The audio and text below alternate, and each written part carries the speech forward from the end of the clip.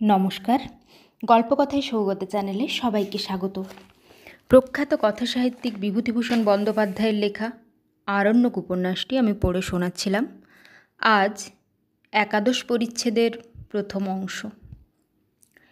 এবার আমার একটি বিচিত্র অভিজ্ঞতা হইল।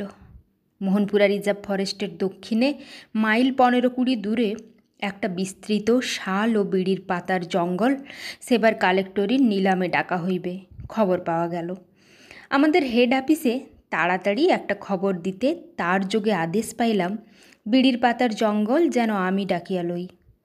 কিন্তু তাহার পূর্বে জঙ্গলটা একবার আমার নিজের চোখে দেখা আবশ্যক। কি আছে না জানিয়া নিলাম ডাকিতে আমি প্রস্তুত নই। এদিকে নিলামের দিনও নিকটবর্তী। তার পাওয়ার পর দিন সকালে রওনা হইলাম।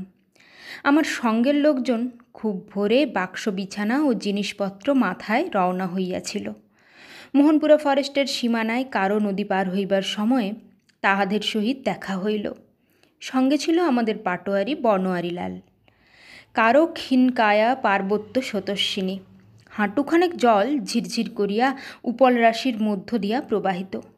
আমরা দুজনেই ঘোড়া হইতে নামিলাম, নয়তো পিছল পাথরের নুড়িতে ঘোড়া পা হড়কাইয়া পড়িয়া যাইতে পারে। দুপারে কটা বালির চড়া, সেখানেও ঘোড়ায় চাপা যায় না, হাঁটু পর্যন্ত বালিতে এমনি ডুবিয়া যায়। ওপর পাড়ের কড়ারি জমিতে যখন পৌঁছিলাম তখন বেলা 11টা। বনোয়ারি পাটোয়ারি বলিল, এখানে রান্নাবান্না করে নিলে হয় হুজুর, এরপরে জল পাওয়া যায় কিনা ঠিক নেই। নদীর দুপারেই জনহীন অরণ্যভূমি, তবে বড় জঙ্গল নয়, ছোটোখাটো কেঁদ, পলাশ ও শালের জঙ্গল। খুব ঘন ও প্রস্তরাকীর্ণ, লোকজনের চিহ্ন কোনো দিকে নাই।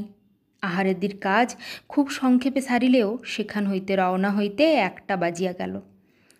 বেলা যখন যায় তখনও জঙ্গলের কুলকিনারা নাই।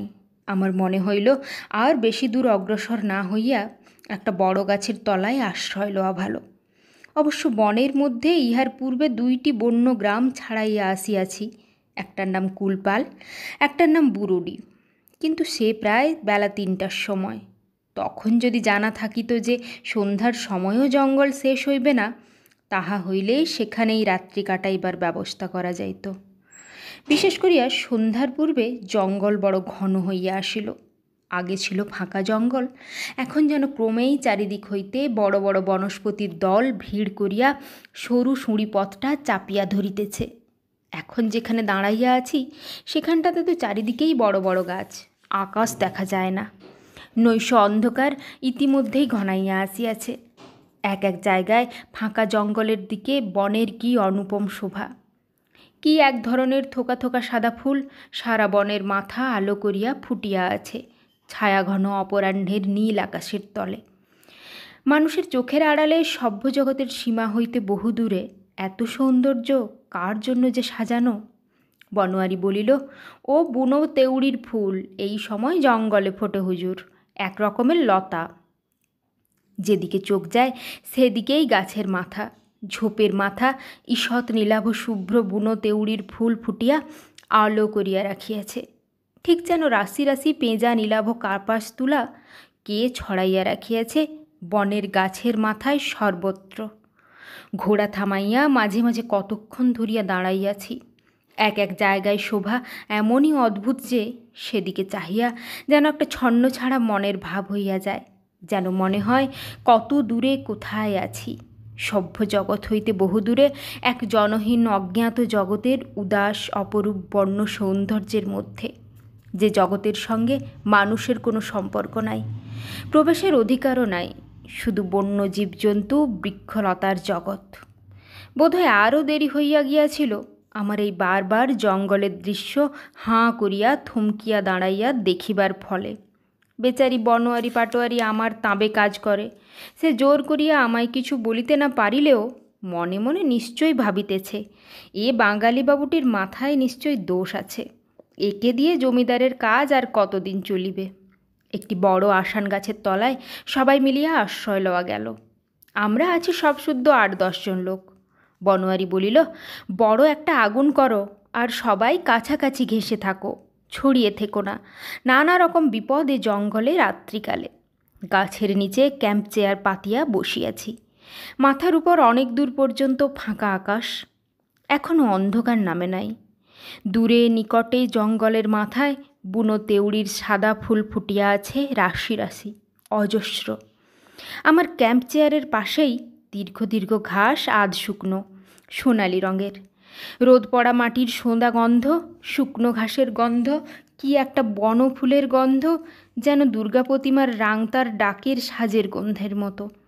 মনের মধ্যে এই উন্মুক্ত বন্য জীবন আনিয়া দিয়াছে একটা মুক্তি ও আনন্দের অনুভূতি, যাহা কোথাও কখনো আসে না এই রকম বিরাট নির্জন প্রান্তর ও জনহীন অঞ্চল ছাড়া। অভিজ্ঞতা না থাকিলে বলিয়া বোঝানো বড়ই কঠিন সে মুক্ত জীবনের উল্লাস। এমন সময় আমাদের এক কুলি আসিয়া পাটোয়ারির কাছে বলিল, একটু দূরে জঙ্গলের শুষ্ক ডালাপালা কুড়াইতে গিয়া সে একটা কি জিনিস দেখিয়াছে। জায়গাটা ভালো নয়, ভূত বা পরীর আড্ডা, এখানে না তাঁবু ফেললেই হইতো। পাটোয়ারি বলিল, চলুন হুজুর, দেখে আসি কি জিনিসটা। কিছু দূরে জঙ্গলের মধ্যে একটা জায়গা দেখাইয়া কুলিটা বলিল, ওইখানে নিকটে গিয়ে দেখুন হুজুর, আর কাছে যাব না। বনের মধ্যে কাঁটালতা ঝোপ হইতে মাথা উঁচু স্তম্ভের মাথায় একটা বিকট মুখ খোদাই করা। সন্ধ্যাবেলা দেখিলে ভয় পাইবার কথা বটে। মানুষের হাতের তৈরি, এ বিষয়ে ভুল নাই, কিন্তু এ জনহীন জঙ্গলের মধ্যে এই স্তম্ভ কোথা হইতে আসিল বুঝিতে পারিলাম না। জিনিসটা কতদিনের প্রাচীন তাহাও বুঝিতে পারিলাম না। সে রাত্রি কাটিয়া গেল। সকালে উঠিয়া বেলা 9টার মধ্যে আমরা গন্তব্যস্থানে পৌঁছিয়া গেলাম। সেখানে পৌঁছিয়া জঙ্গলের বর্তমান মালিকের জনৈক কর্মচারীর সঙ্গে দেখা হইল। সে আমায় জঙ্গল দেখাইয়া বেড়াইতেছে। হঠাৎ জঙ্গলের মধ্যে একটা শুষ্ক নালার ওপারে ঘন বনের মধ্যে দেখি একটা প্রস্তর স্তম্ভের শীর্ষ জাগিয়া আছে, ঠিক কাল সন্ধ্যাবেলার সেই স্তম্ভটার মতো, সেই রকমের বিকট মুখ খোদাই করা। আমার সঙ্গে বনোয়ারি পাটোয়ারি ছিল, তাহাকেও দেখাইলাম। মালিকের কর্মচারী স্থানীয় লোক। সে বলিল, ও আরও 3-4টে আছে এই জঙ্গলের মধ্যে। এদেশে আগে অসভ্য বুনো জাতির রাজ্য ছিল, ও তাদেরই হাতে তৈরি। ওগুলো সীমানার নিশানডিহি খাম্বা। বলিলাম, খাম্বা কি করে জানলে? সে বলিল, চিরকাল শুনে আসছি বাবুজি, তাছাড়া সেই রাজার বংশধর এখনও বর্তমান। বড় কৌতূহল হইল। কোথায়?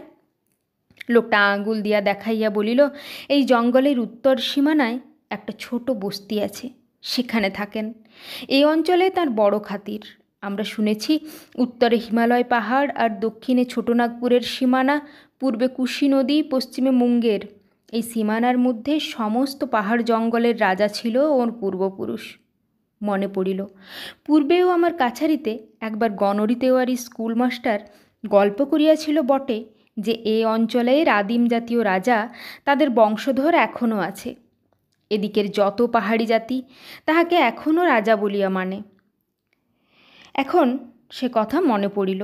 জঙ্গলের মালিকের সেই কর্মচারীর নাম বুদ্ধ সিং, বেশ বুদ্ধিমান। এখানে অনেককাল চাকুরি করিতেছে। এই সব বন পাহাড় অঞ্চলের অনেক ইতিহাস সে জানে দেখিলাম। বুদ্ধ সিং বলিল, মুঘল বাদশাহের আমলে এরা মুঘল সৈন্যদের সঙ্গে লড়েছে। এই জঙ্গলের মধ্যে দিয়ে তারা যখন বাংলাদেশে যেত, এরা উপদ্রব করত তীর ধনুক নিয়ে। শেষে রাজমহলে যখন মুঘল সুবাদারেরা থাকতেন, তখন এদের রাজ্য যায়। ভারী বীরের বংশ এরা। এখন আর কিছুই নেই।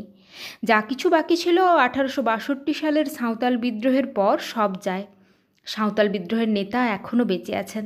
তিনি বর্তমান রাজা, নাম দব্রুপান্না বীরবর্দী। খুব বৃদ্ধ আর খুব গরিব, কিন্তু এ দেশের সকল আদিম জাতি এখনও তাকে রাজার সম্মান দেয়। রাজ্য না থাকলেও রাজা বলেই মানে। রাজার সঙ্গে দেখা করিবার বড়ই ইচ্ছা হইল। রাজ সন্দর্শনে যাইতে হইলে কিছু নজর লইয়া যাওয়া উচিত। যার যা প্রাপ্য সম্মান তাকে তা না দিলে কর্তব্যের হানি ঘটে। কিছু ফলমূল, গোটা 2 বড় মুরগি বেলা 1টার মধ্যে নিকটবর্তী বস্তি হইতে কিনিয়া আনিলাম। এদিকের কাজ শেষ করিয়া বেলা 2টার পরে বুদ্ধ সিংকে লইয়ে বলিলাম, চলো রাজার সঙ্গে দেখা করে আসি। বুদ্ধ সিং তেমন উৎসাহ দেখাইল না। বলিল, আপনি সেখানে কি যাবেন? আপনাদের সঙ্গে দেখা করবার উপযুক্ত নয়। পাহাড়ি অসভ্য জাতদের রাজা, তাই বলে কি আর আপনাদের সমান সমান কথা বলবার যোগ্য বাবুজি? সে তেমন কিছু নয়। তাহার কথা না শুনিয়াই আমি ও বনোয়ারিলাল রাজধানীর দিকে গেলাম, তাহাকেও সঙ্গে লইলাম। রাজধানীটা খুব ছোট, 20-25 ঘর লোকের বাস, ছোট ছোট মাটির ঘর, খাপড়ার চাল, বেশ পরিষ্কার করিয়া ল্যাপা পোঁছা, দেওয়ালের গায়ে মাটির সাপ, পদ্ম, লতা প্রভৃতি গড়া। ছোট ছোট ছেলেরা খেলা করিয়া বেড়াইতেছে, স্ত্রী লোকেরা গৃহকর্ম করিতেছে, কিশোরী ও যুবতী মেয়েদের সুঠাম গঠন ও নিটল স্বাস্থ্য, মুখে কেমন সুন্দর একটা লাবণ্য প্রত্যেকেরই। সকলেই আমাদের দিকে অবাক হইয়া চাহিয়া রহিল। বুদ্ধ সিং একজন স্ত্রী লোককে বলিল, রাজা আছে রে? স্ত্রীলোকটি বলিল, সে দেখে নাই, তবে কোথায় আর যাইবে, বাড়িতেই আছে। আমরা গ্রামে যেখানে আসিয়া দাঁড়াইলাম, বুদ্ধ সিংয়ের ভাবে মনে হইল এইবার রাজপ্রাসাদের সম্মুখে নীত হইয়াছি। অন্য ঘরগুলির সঙ্গে রাজপ্রাসাদের পার্থক্য এইমাত্র লক্ষ্য করিলাম যে ইহার চারিপাশ পাথরের পাঁচিলে ঘেরা। বস্তির পিছনেই অনুচ্চ পাহাড়, সেখান হইতেই পাথর আনা হইয়াছে। রাজবাড়িতে ছেলে মেয়ে অনেকগুলি, কতগুলি খুব ছোট, তাদের গলায় পুঁতির মালা ও নীল ফলের বীজের মালা। 2-1টি ছেলে মেয়ে দেখিতে বেশ সুশ্রী। 16-17 বছরের একটি মেয়ে বুদ্ধ সিংয়ের ডাকে ছুটিয়া বাহিরে আসিয়াই আমাদের দেখিয়া অবাক হইয়া গেল। তাহার চোখের চাহনি দেখিয়া মনে হইল কিছু ভয় পাইয়াছে। বুদ্ধ সিং বলিল, রাজা কোথায়? মেয়েটি কে? বুদ্ধ সিংকে জিজ্ঞাসা করিলাম। বুদ্ধ সিং বলিল, রাজার নাতির মেয়ে। রাজা বহুদিন জীবিত থাকিয়া নিশ্চয়ই বহু যুবক ও পৌরকে রাজসিংহাসনে বসিবার সৌভাগ্য হইতে বঞ্চিত করিয়া রাখিয়াছে। মেয়েটি বলিল, আমার সঙ্গে এসো, জ্যাঠামশাই পাহাড়ের নিচে পাথরে বসে আছেন। মানি বা নাই মানি, মনে মনে ভাবিলাম যে মেয়েটি আমাদের পথ দেখাইয়া লইয়া চলিয়াছে সে সত্যিই রাজকন্যা। তাহার পূর্বপুরুষেরা এই আরণ্য ভূভাগ বহুদিন ধরিয়া শাসন করিয়াছিল, সেই বংশের মেয়ে সে। বলিলাম, মেয়েটির নাম কি জিজ্ঞেস করো। বুদ্ধ সিং বলিল, ওর নাম ভানুমতি। বাহ, বেশ সুন্দর, ভানুমতি, রাজকন্যা ভানুমতি। ভানুমতি নিটল স্বাস্থ্যবতী, সুঠাম মেয়ে, লাবণ্যমাখা মুখশ্রী, তবে পরনের কাপড় সভ্য সমাজের শোভনতা রক্ষা করিবার উপযুক্ত প্রমাণ মাপের নয়। মাথার চুল রুক্ষ, গলায় কড়ি ও পুঁতির দানা।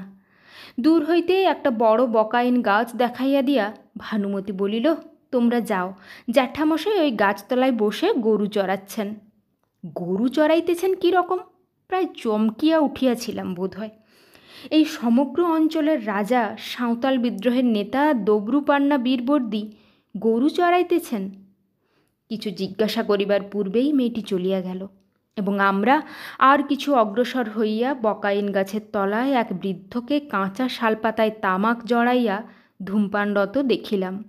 বুদ্ধ সিং বলিল, সেলাম রাজা সাহেব। রাজা দবরুপান্না কানে শুনিতে পাইলেও চোখে খুব ভালো দেখিতে পান বলিয়া মনে হইল না। বলিলেন, কে? বুদ্ধ সিং, সঙ্গে কে? বুদ্ধ বলিল, একজন বাঙালি বাবু আপনার সঙ্গে দেখা করতে এসেছেন, উনি কিছু নজর এনেছেন, আপনাকে নিতে হবে। আমি নিজে গিয়া বৃদ্ধের সামনে মুরগি ও জিনিস কয়টি নামাইয়া রাখিলাম। বলিলাম, আপনি দেশের রাজা, আপনার সঙ্গে দেখা করবার জন্যে বহু দূর থেকে এসেছি। বৃদ্ধের দীর্ঘায়ত চেহারার দিকে চাহিয়া আমার মনে হইল যৌবনে রাজা দবরুপান্না খুব সুপুরুষ ছিলেন, সন্দেহ নাই। মুখশ্রীতে বুদ্ধির ছাপ সুস্পষ্ট। বৃদ্ধ খুব খুশি হইলেন, আমার দিকে ভালো করিয়া চাহিয়া দেখিয়া বলিলেন, কোথায় ঘর? বলিলাম, কলকাতা। অনেক দূর, বড় ভারী জায়গা শুনেছি কলকাতা। আপনি কখনো যাননি? না। আমরা কি শহরে যেতে পারি? এই জঙ্গলেই আমরা থাকি ভালো। বসো। ভানুমতি কোথায় গেল? ও ভানুমতি। মেয়েটি ছুটিতে ছুটিতে আসিয়া বলিল, কি জ্যাঠামশাই, এই বাঙালি বাবু ও তাঁর সঙ্গের লোকজন আজ আমার এখানে থাকবেন ও খাওয়া দাওয়া করিবেন। আমরা প্রতিবাদ করিয়া বলিলাম, না না, সে কি, আমরা এক্ষুনি চলে যাব, আপনার সঙ্গে দেখা করেই, আমাদের থাকার বিষয়ে। কিন্তু দবরুপান্না বলিলেন, না, তা হতে পারে না, ভানুমতি এই জিনিসগুলো নিয়ে যায় এখান থেকে। আমার ইঙ্গিতে বনোয়ারিলাল পাটোয়ারি নিজে জিনিসগুলি বহিয়া ও দূরবর্তী রাজার বাড়িতে লইয়া গেল, ভানুমতির পিছু পিছু। বৃদ্ধের কথা অমান্য করিতে পারিলাম না। বৃদ্ধের দিকে চাহিয়াই আমার সম্ভ্রমে মন পূর্ণ হইয়া গিয়াছিল। সাঁওতাল বিদ্রোহের নেতা, প্রাচীন অভিজাত বংশীয় বীর দবরুপান্না আমাকে থাকিতে অনুরোধ করিতেছেন। এ অনুরোধ আদেশেরই সামিল। ধন্যবাদ।